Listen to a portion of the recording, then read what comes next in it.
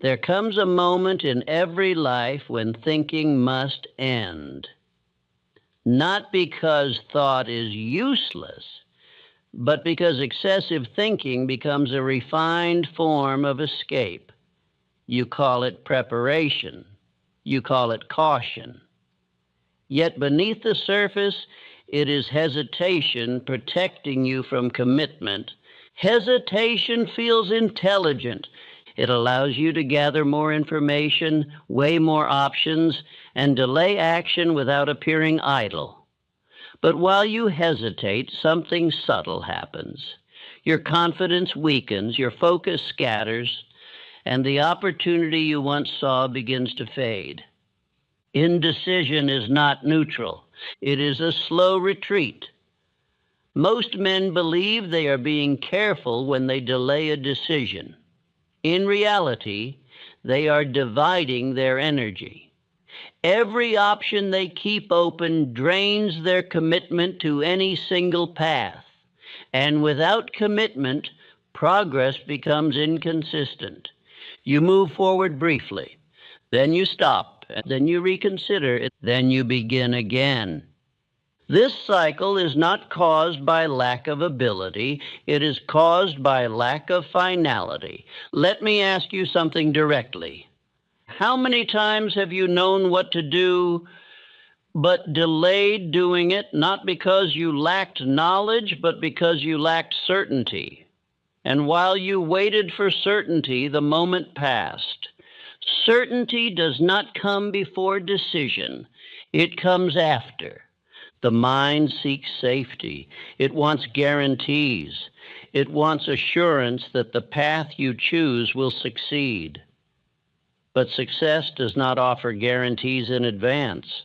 It rewards those who commit despite uncertainty. That is the difference between drifting and directing. The drifter waits for clarity. The director creates it through action. There is a hidden danger in keeping your options open. It feels like freedom, but it creates weakness. When multiple paths remain available, your mind never fully invests in one. You hold something back. And partial effort produces partial results. Success requires total commitment, and total commitment requires the removal of alternatives. Most men keep an escape route, a quiet backup plan, a just-in-case option, something they can retreat to if things become uncomfortable. And because that escape exists, their effort is never complete. They are not all in. They are half committed, and half commitment guarantees slow progress. Have you ever noticed how differently you act when there is no alternative? When the deadline is real, when the consequence is immediate, when retreat is impossible. In those moments, hesitation disappears. You move quickly, decisively, without overthinking. Why? Because the option to hesitate has been removed. This is the power of decision. Decision is not merely choosing a path, it is cutting off all others. It is declaring, this is the direction, and I will move in it regardless of discomfort. That declaration changes your internal state. Your focus sharpens, your energy concentrates. Distractions lose their appeal because now there is no debate, only execution. Indecision creates noise. Decision creates silence. And in that silence, action becomes clear. Most people believe they need more information before they decide, but information alone does not create confidence. Experience does. And experience only comes through action. So waiting for perfect knowledge delays growth. Growth requires movement. There is also a psychological shift that occurs when you commit fully. Your mind begins to work in your favor. It searches for solutions instead of excuses. It adapts instead of hesitating. Because now retreat is not an option. Adaptation replaces avoidance. This is where true progress begins. The moment you remove the possibility of turning back, you discover resources within yourself you did not know existed. Creativity increases, resilience strengthens, focus intensifies, because necessity sharpens the mind, and necessity is created through decision. Most men never reach this state because they never fully commit. They remain in a constant state of partial engagement, interested but not invested, curious but not committed. And curiosity alone does not produce results. Commitment does. In this lesson, you will learn how to make decisions that hold under pressure, how to eliminate the hidden escape routes that weaken your resolve, how to train your mind to act with clarity instead of hesitation. You will discover how to move without waiting for perfect conditions, and how to build momentum through decisive action. But before any method works, you must accept this truth. You do not need more time. You do not need more information. You need to decide. And once you decide and cut off retreat, you will find that hesitation was never your limitation. It was your habit, and habits can be broken. The moment you choose, fully, finally, and without negotiation, you step out of uncertainty and into direction. And direction is where progress begins. Part 1.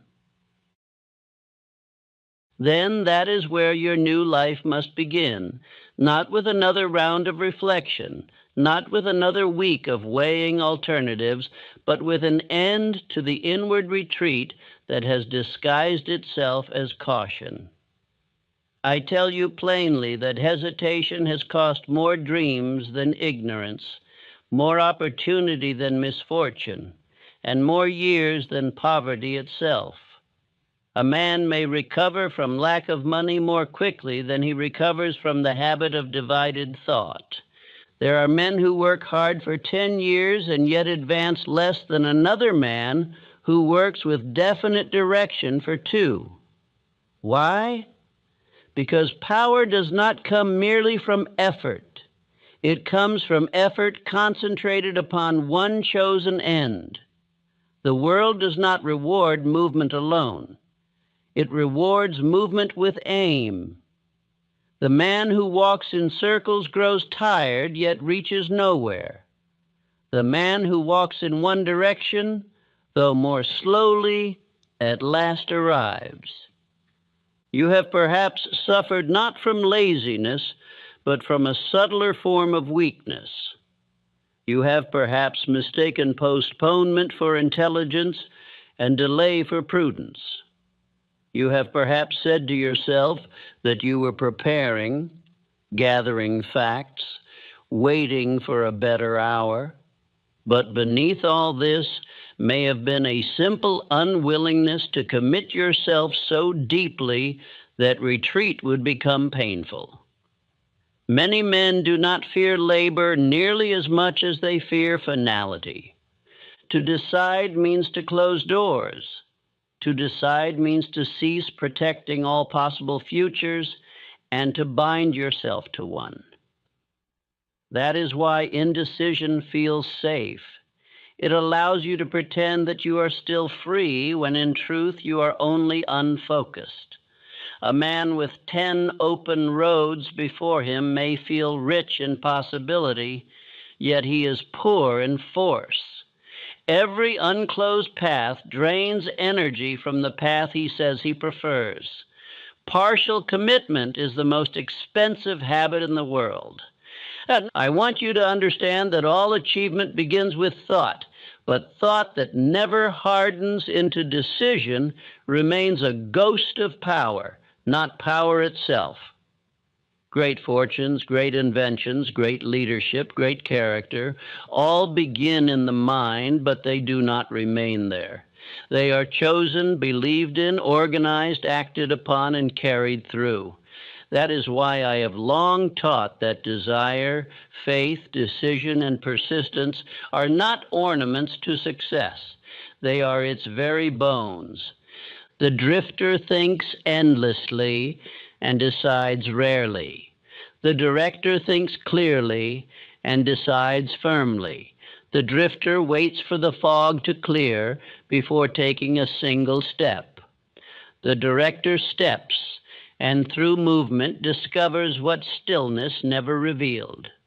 This is one of the greatest lessons of life.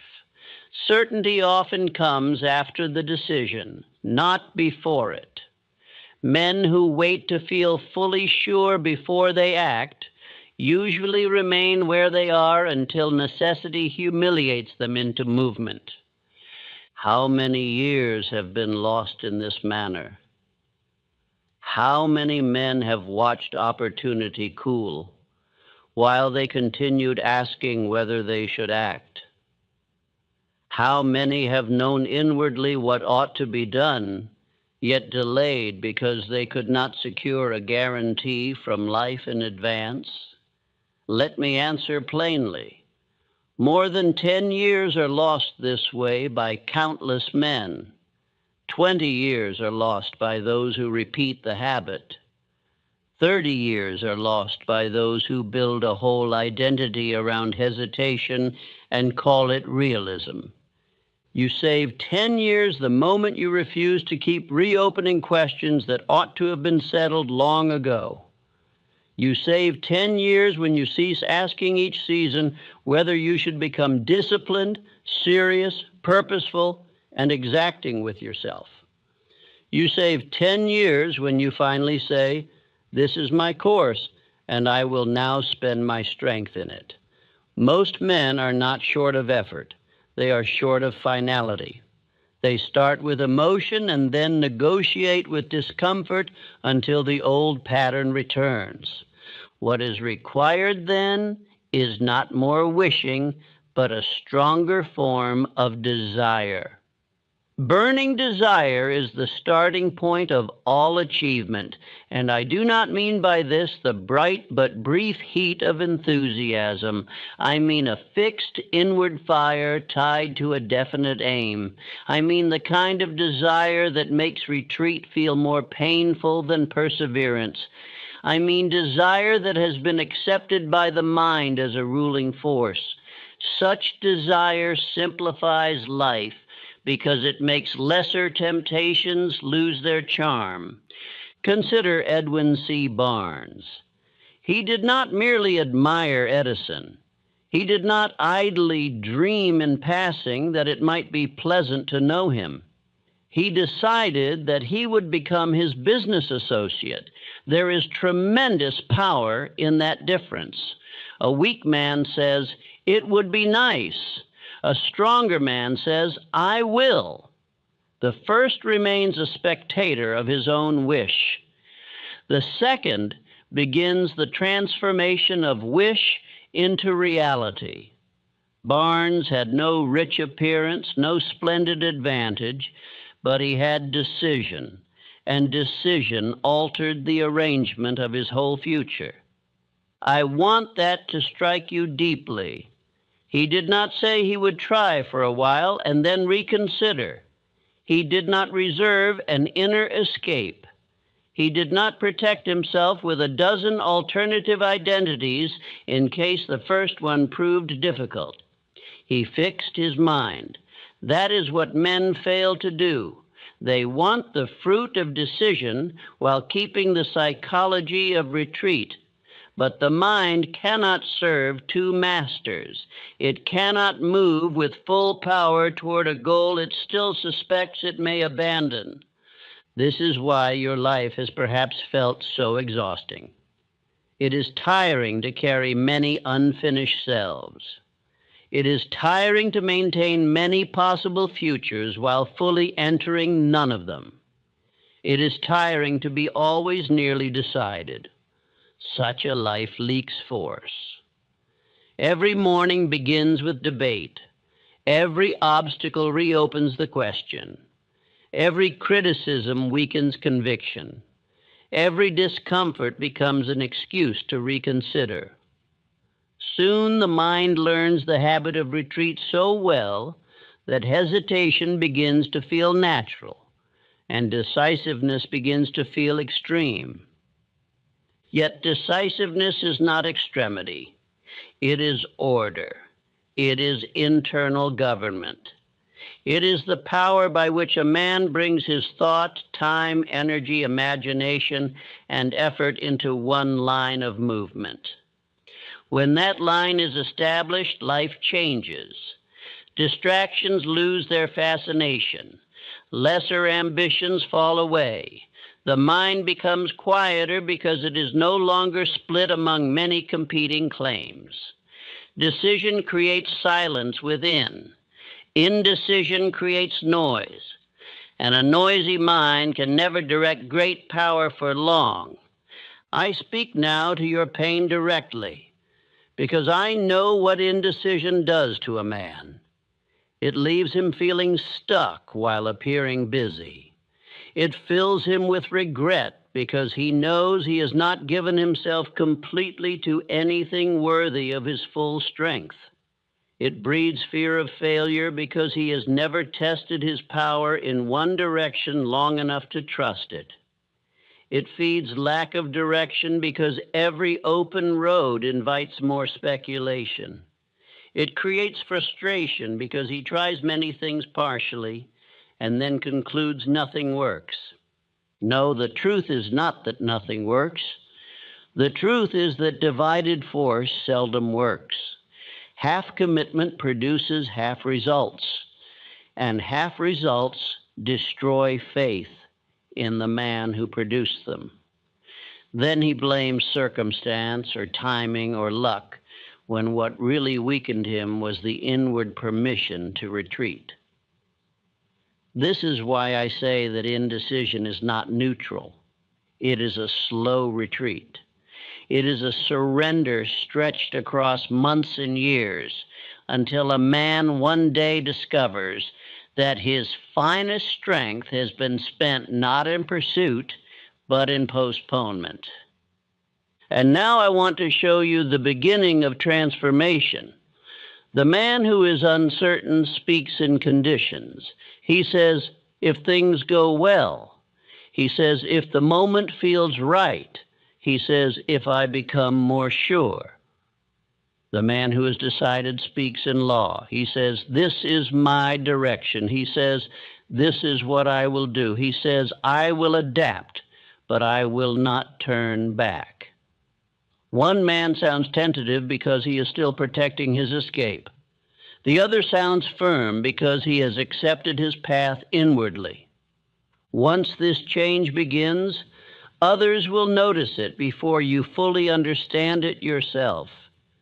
Friends will hear a difference in your speech.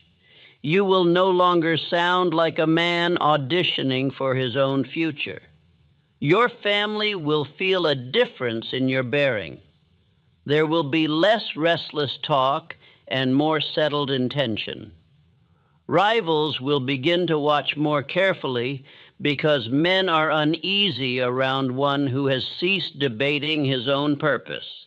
Society always responds to definiteness, even when it first resists it. A firm man disturbs the drifting. I want you to save years, not merely feel inspired for an hour. Therefore, hear this clearly. You save 10 years by making one decision that removes 10 recurring doubts. You save 20 years by refusing to build your life on temporary moods. You save 30 years by learning early that no man can become powerful while he keeps comforting the weaker self with secret escape routes. Every great life is narrowed before it is enlarged. A man first says no to many things so that one great yes may finally gain force. Do not misunderstand me. I am not asking you to become reckless. I am asking you to become definite. Recklessness acts without thought. Definiteness thinks, then chooses, then stops rethinking what has already been chosen. That is the end of hesitation. That is the beginning of power. A wavering man can seldom command his own faculties, let alone inspire the confidence of others. But a man who knows where he stands and why becomes a center of force. Opportunities, alliances, and resources gather more naturally around such a man. Now begin to say this until your own subconscious mind starts to hear the new law you are placing upon it. I am the master of my fate. I control my thoughts. I act with purpose. I persist until I succeed. And again, with firmness. I am the master of my fate. I control my thoughts. I act with purpose. I persist until I succeed. And this also you must say until it begins to define your conduct. I am the type of person who is disciplined, focused, confident, successful, and unstoppable. You are not merely speaking words when you do this rightly. You are planting commands. You are beginning to dethrone the hesitant self. You are beginning to tell the deeper mind that drift shall no longer rule this life. That is where your freedom starts. It does not start when every difficulty has been removed. It starts when internal debate is ended. The man who can no longer be bribed by uncertainty becomes dangerous to mediocrity because he has cut off the habit by which mediocrity keeps its servants weak. So decide now that hesitation shall no longer be excused in noble language. Decide now that what has already been made plain shall no longer be endlessly reconsidered. Decide now that your mind is to become a place of command, not continual retreat. Do not merely agree with this thought, accept it as law. The strongest men I have ever studied were not always the most brilliant, nor the most favored by circumstance. But they were the men who learned to decide and then stand by decision until results, opposition, temporary defeat, and time itself were forced to yield. Part 2. Now, once a man has decided, the next contest begins within. For a decision spoken once is not enough if the old habits of thought remain untouched. The conscious mind may choose a direction today, yet the subconscious mind may still be filled with years of fear, hesitation, apology, and retreat. If the deeper mind is not re-educated, it will quietly work against the decision during hours of doubt, fatigue, and criticism. That is why so many men decide sincerely and yet later drift again. The subconscious mind is one of the mightiest powers in human life, yet it does not choose its own material. It accepts what is repeatedly given to it with feeling. If you speak weakness, picture weakness, expect weakness, and behave in weakness, it accepts that pattern and returns it to you as impulse, mood, habit, and tendency. If you speak strength, picture strength, act in strength, and repeat strength with faith, it begins to organize your inner forces in a new direction. It obeys the strongest repeated impression. This is why autosuggestion is not a toy for the sentimental. It is a law of self-direction. Men use it every day, though most use it ignorantly. The hesitant man says, I am not ready. He says, I always overthink. He says, I need more time. He says, what if I fail? These are not harmless remarks. They are instructions. They are repeated orders delivered to the subconscious mind. And that mind, accepting them, shapes conduct accordingly. Then the man wonders why decision never seems to hold under pressure. You must reverse that process with deliberate force. You must repeat your chosen identity until it begins to feel natural, not because nature has changed, but because you have retrained it. Many men are too casual with their own minds. They would not permit a stranger to enter their home and insult them daily, yet they themselves repeat inward insults every morning. They say they are weak, confused, unlucky, behind, easily distracted, unfinished, and then they hope somehow to act like strong men under strain. It cannot be done while the inner command remains divided.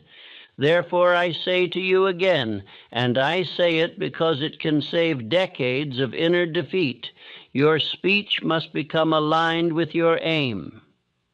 I am the master of my fate. I control my thoughts. I act with purpose. I persist until I succeed.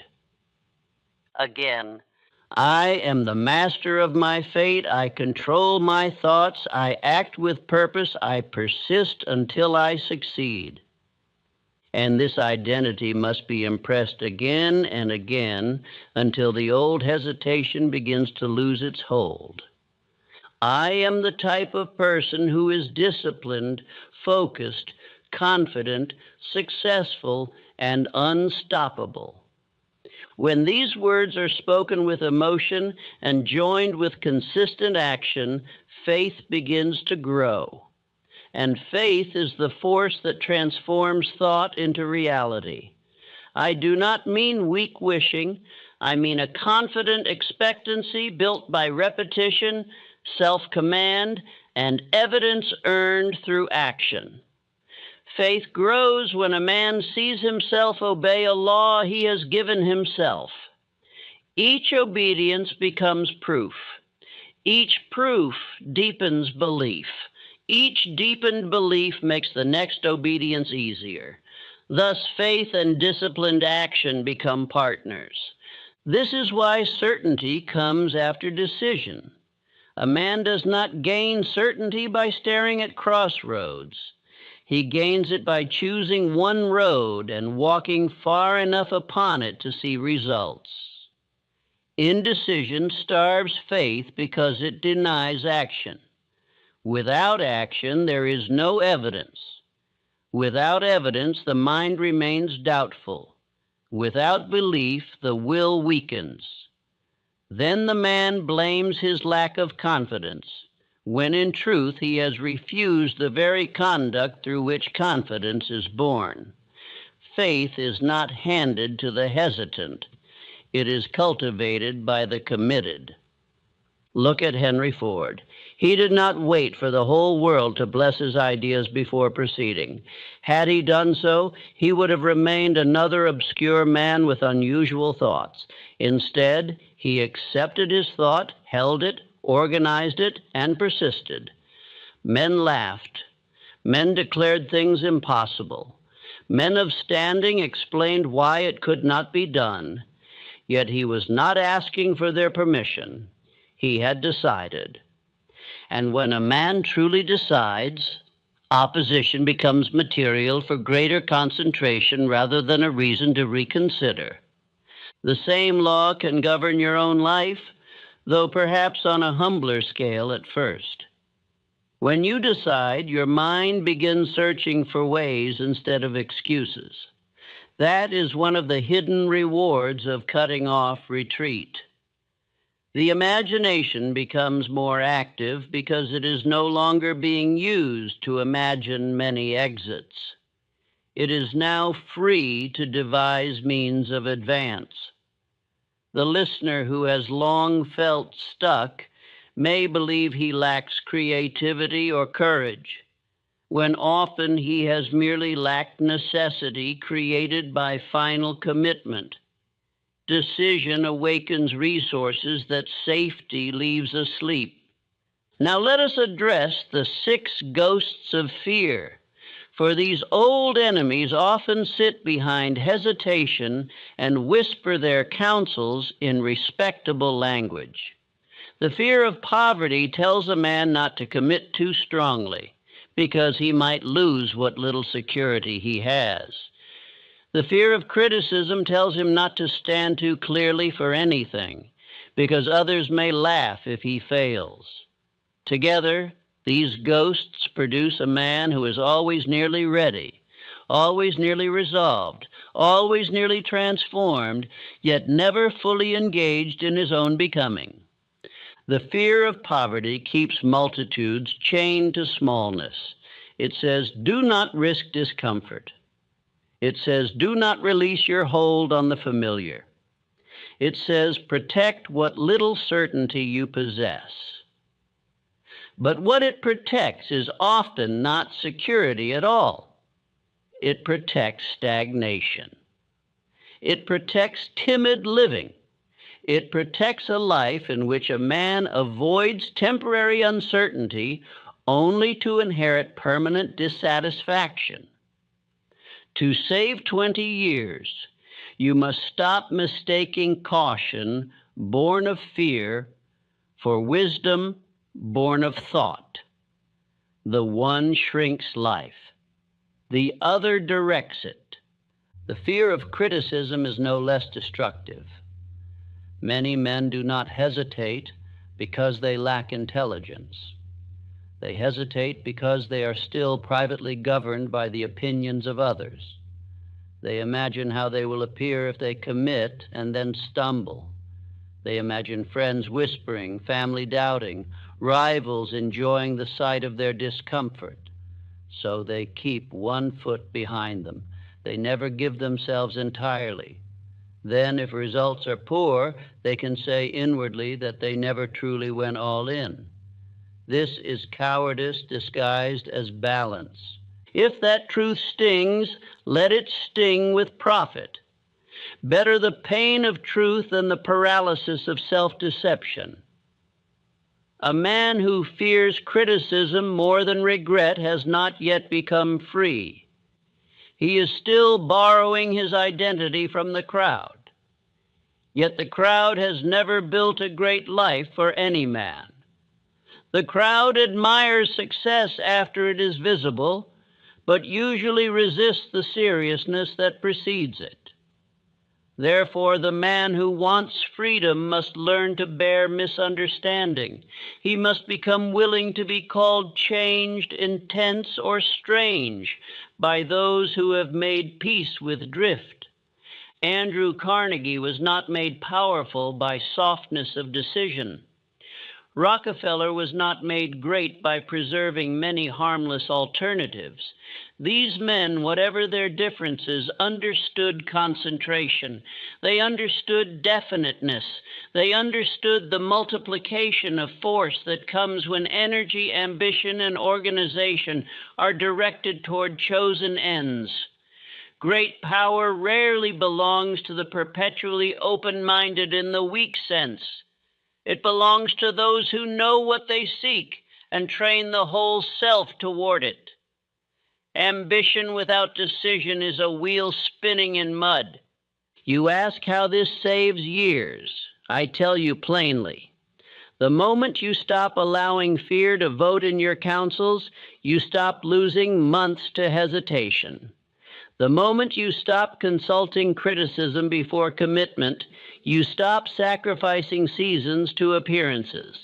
The moment you stop preserving every pleasant alternative, you stop weakening your own determination. Save 10 years by ending the debate with fear. Save 20 by refusing to reopen it under new disguises. Save 30 by becoming early in life the sort of man who can be trusted by his own mind. And as this interchange occurs, the world around you begins to respond in subtle but powerful fashion. Your friends begin to hear fewer explanations and more conclusions. Your family begins to recognize that your word has become heavier. You are no longer the man who is always discussing what he may do. You are the man who has chosen. Rivals become uneasy because uncertainty once made you harmless, but decision has made you directional. Society often senses force before it understands it. It begins to adjust its attitude around the man who no longer leaks conviction. Do not think this change will always be welcomed at first. When a man who has long been uncertain becomes definite, those who were comfortable with his softness may resist the transformation. They may call it stubbornness. They may say you have become too serious. But seriousness is often what weak men call self-command when they do not wish to imitate it. Let them say so. You are not building a life for the passing comfort of their opinions. You are building one for power, usefulness, freedom, and self-respect.